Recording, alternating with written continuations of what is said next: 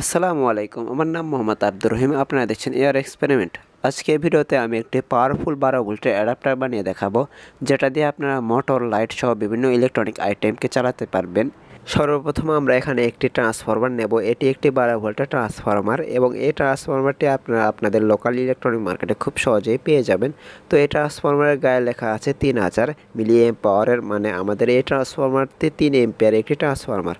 এখানে অবশ্যই আপনারা ভালো মানের ট্রান্সফরমার ব্যবহার করবেন এবং এখানে 3 এম্পিয়ার বা তার উপরে ট্রান্সফরমার ব্যবহার করবেন। প্রতিটি ট্রান্সফরমারের দুটি অংশ থাকে, একটি হচ্ছে প্রাইমারি এবং একটি হচ্ছে সেকেন্ডারি। তো আমার হাতে যে লাল দুটি তার দেখতে পাচ্ছেন, এটি হচ্ছে প্রাইমারি অংশ। এখানে আমরা এসি লাইন ইনপুট দেব এবং আমরা অপর পাশ থেকে আমরা আউটপুট পাবো। তো আউটপুটে আপনারা 3টি তার দেখতে পাচ্ছেন। এই 3টি তারের মধ্যে সাদা তারটি হচ্ছে 0 তার এবং নীল দুটি তার হচ্ছে 12 এবং 12 তার। তো এটা 12 কেন? কারণ এই ট্রান্সফরমার থেকে আপনারা 12 ভোল্ট এবং 24 ভোল্ট দুটোই আউটপুট পাবেন। তো আমরা এখানে শুধু সাদা এবং একটি নীল তার নেব।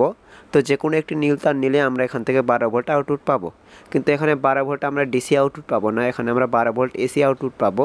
তো এই এসি থেকে কীভাবে ডিসি করতে হয় তা দেখতে থাকুন।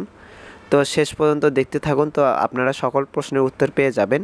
যদি আপনারা 24 ভোল্ট নেন তাহলে দুটি নীল তারকে একত্র করতে হবে, তাহলে আপনারা 24 ভোল্ট পেয়ে যাবেন। এই পর্যন্ত যদি কারো কোথাও বুঝতে অসুবিধা হয় তাহলে নিচে কমেন্ট বক্সে কমেন্ট করুন, আমি চেষ্টা করব উত্তর দেওয়ার জন্য। এরপর আমরা 4টি আয়ন 4007 ডায়োড নেব। এই ডায়োডগুলো আপনারা খুব সহজে আপনাদের ইলেকট্রনিক মার্কেটে পেয়ে যাবেন। তো এই ডায়োডগুলো দিয়ে আমরা এখানে একটি ব্রিজ রেকটিফায়ার বানাবো। তো ব্রিজ রেকটিফায়ার বানানো খুবই সহজ। তো ব্রিজ রেকটিফায়ার বানানোর জন্য আমরা প্রথমে দুটি ডায়োড নেব এবং দুটি ডায়োডের সাদা প্রান্তকে একত্র করে সোল্ডারিং করে নেব। তো আমি ব্রিজ রেকটিফায়ার বানাচ্ছি এবং আপনারা তাড়াতাড়ি কমেন্টে বলুন যে আপনারা আমার ভিডিওটি কোন জেলা থেকে দেখছেন।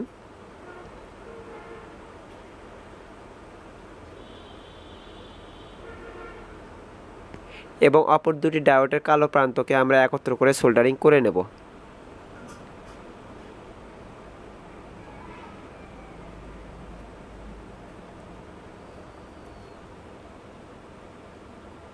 এরপর আমাদের যে কালো এবং সাদা দুটি প্রান্ত বেঁচে থাকবে তা আমরা একত্র করে সোল্ডারিং করে নেব। তো কারো কোথাও বুঝতে অসুবিধা হলে নিচে কমেন্টে করবেন, আমি কমেন্টের উত্তর দেব। এবং আমি উপরে ছবি দিয়ে রাখবো, তো ছবি দেখে দেখেও ব্রিজ রেকটিফায়ারটি বানিয়ে নিতে পারেন।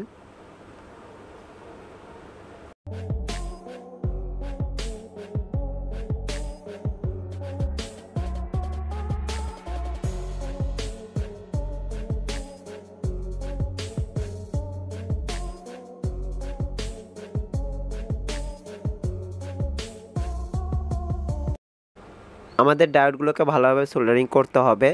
তো এখনও পর্যন্ত যারা আমার চ্যানেলটি সাবস্ক্রাইব করেনি তাদের কাছে এক অনুরোধ যে আমার চ্যানেলটি সাবস্ক্রাইব করুন এবং যারা আগে থেকে করে রেখেছেন তাদেরকে অসংখ্য অসংখ্য ধন্যবাদ।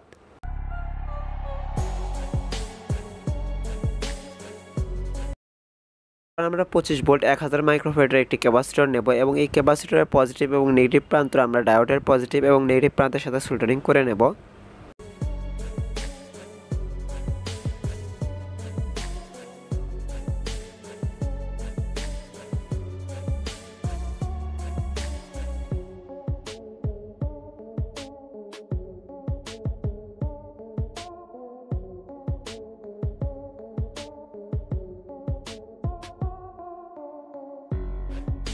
ক্যাপাসিটরটি সোল্ডারিং হয়ে গেলে আমরা ট্রান্সফরমারে একটি নীল তার ডায়োডের কালো এবং সাদা অংশের সাথে লাগাবো এবং একটি সাদা তার অপর কালো এবং সাদা অংশের সাথে লাগিয়ে দেব।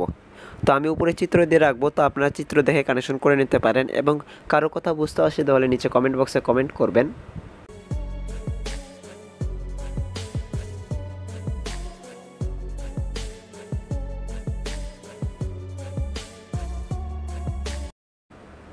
এরপর এখানে একটি লাল তার এবং একটি কালো তার নেব এবং লাল তারটাকে আমরা ডায়োডের সাদা প্রান্তের সাথে সোল্ডারিং করে নেব এবং কালো তারটাকে আমরা ডায়োডের কালো প্রান্তের সাথে সোল্ডারিং করে নেব। এখান থেকে আমরা 12 ভোল্ট আউটপুট পাবো।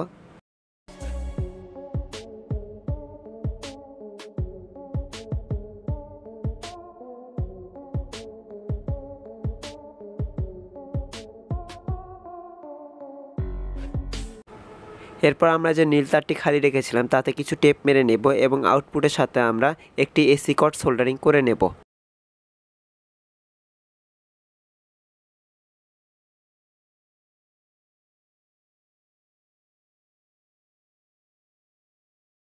তো আমাদের সকল কানেকশন হয়ে গেলে আমাদের ট্রান্সফরমারটি এরকম দেখতে হবে।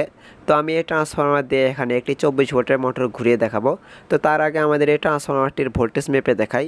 তো সেজন্য এখানে একটি মাল্টিমিটার লাগবে। মাল্টিমিটারের নেগেটিভ পজিটিভ তারটি আমরা ট্রান্সফরমারের আউটপুটের নেগেটিভ এবং পজিটিভ তারের সাথে সংযোগ দেব। তো আপনারা এখানে দেখতে পাচ্ছেন যে আমাদের ট্রান্সফরমারটি 16 ভোল্ট আউটপুট দিচ্ছে। তো এখানে কোনো লোড না থাকার কারণে এত ভোল্ট দেখাচ্ছে। লোড দিয়ে দিলেই ট্রান্সফরমারটি 12 ভোল্ট আউটপুট দেবে।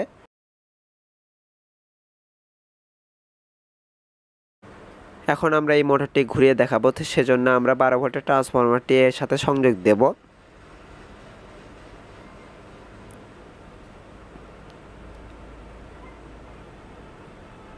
তো আপনারা দেখতেই পাচ্ছেন যে মোটরটি কীরকম ঘুরছে। 24 ভোল্টের মোটর হওয়া সত্ত্বেও 12 ভোল্টের ট্রান্সফরমার দিয়ে খুব ভালোভাবেই ঘুরছে।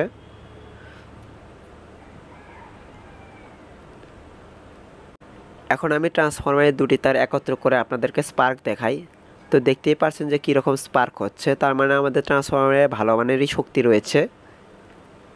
তো আজকে ভিডিও এইটুকুই। ভিডিওটি কেমন লাগলো তা নিচে কমেন্ট বক্সে কমেন্ট করবেন। তো দেখা হচ্ছে পরে কোনো ভিডিওতে। ভালো থাকবেন, আল্লাহ হাফেজ। এবং ভিডিও শেষে অবশ্যই আমার চ্যানেলটি সাবস্ক্রাইব করবেন।